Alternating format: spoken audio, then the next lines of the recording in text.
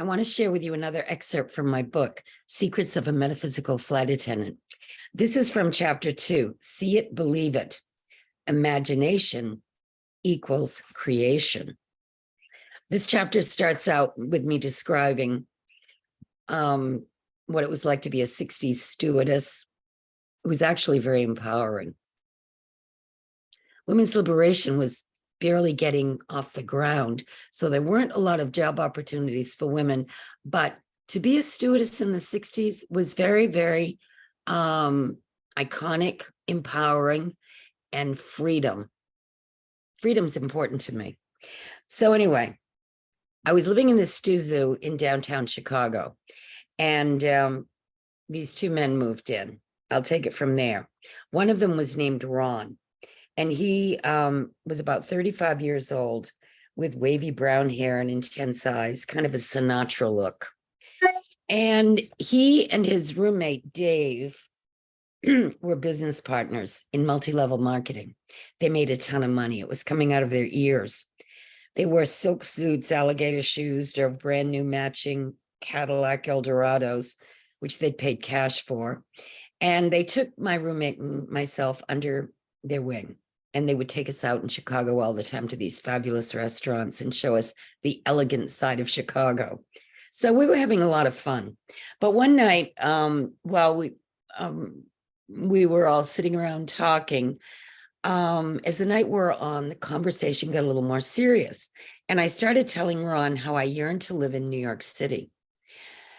Chicago was nice and all, but New York was really the bastion of glamour, and it seemed like the perfect home base for a 20-year-old stew with an adventurous spirit. That would be me. Problem was, I didn't see how I could make it work. I hadn't been flying long enough to feel right about asking for a transfer. Also, I wasn't often in New York for more than 24 hours on a layover. So how could I find the right place to live? Even my naive, idealistic little self knew that there were certain parts of New York that I didn't want to be in. Well, sweetheart, Ron drawled with his best Rat Pack voice, you've come to the right man. What? You have a place for me in New York? It wasn't out of the question, because Ron did take great pleasure in astounding me with some of his latest acquisitions. No, it's better than that. I'm going to teach you something my uncle taught me years ago. His uncle was a famous metaphysical teacher. You can use the power of your mind to create exactly what you want. All you have to do is imagine yourself in your perfect apartment, in the perfect neighborhood, for the perfect price.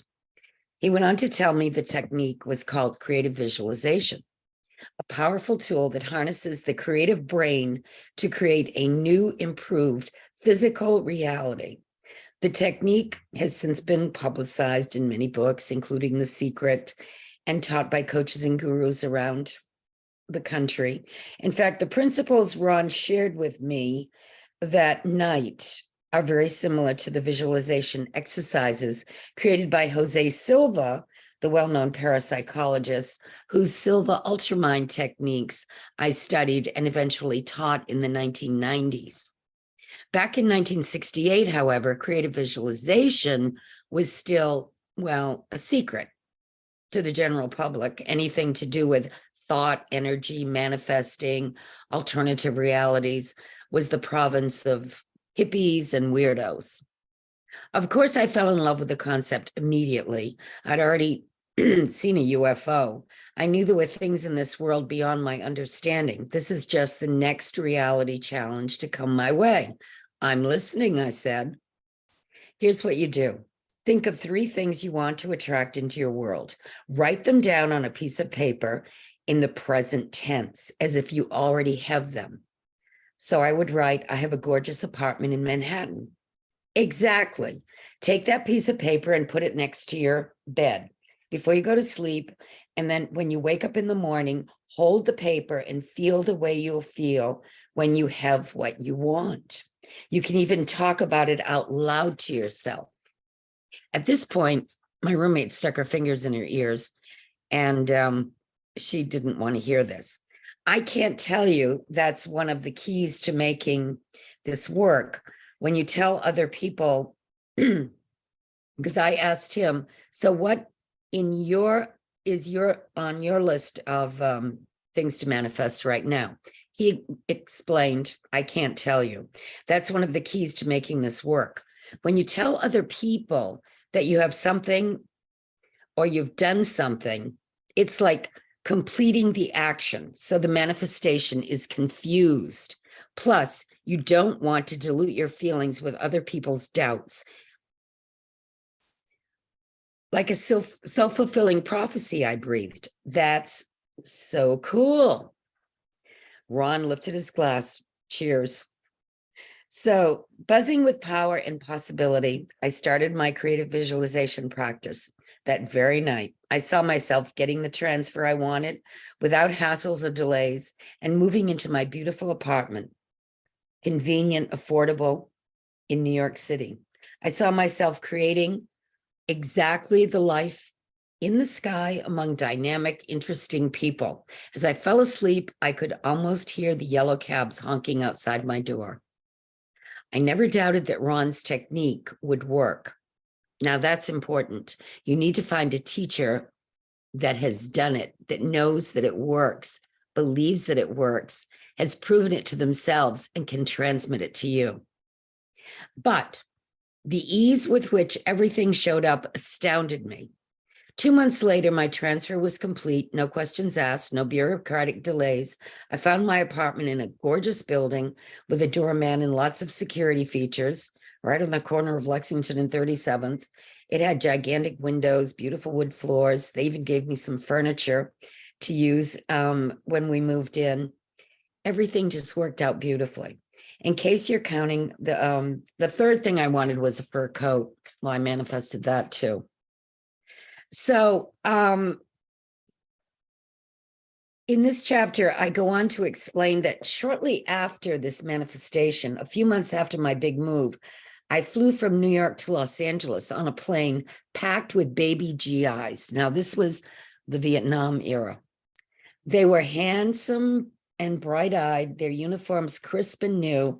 None of them could have been more than 21.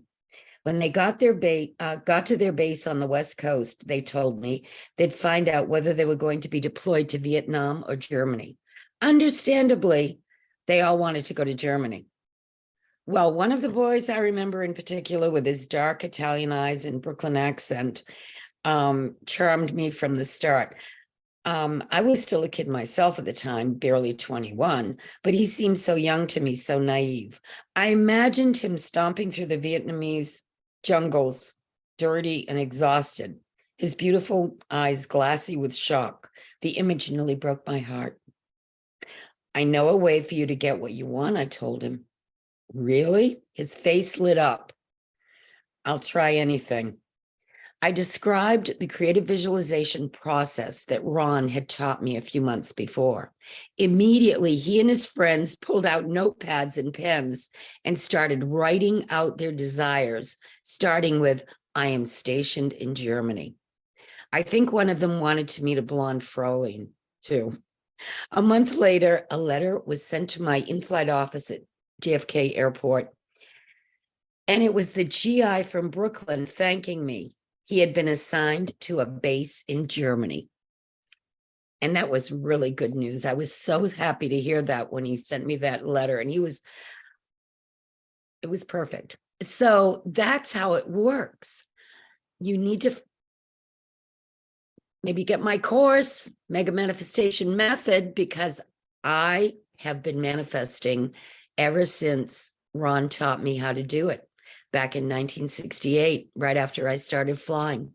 And I study metaphysics and stayed on the path, all because of that encounter with that particular person. So once you learn these things, it's good to pass them on. You can buy my book. There's a link below. There's a lot of other interesting stories in it. And you can also get my course.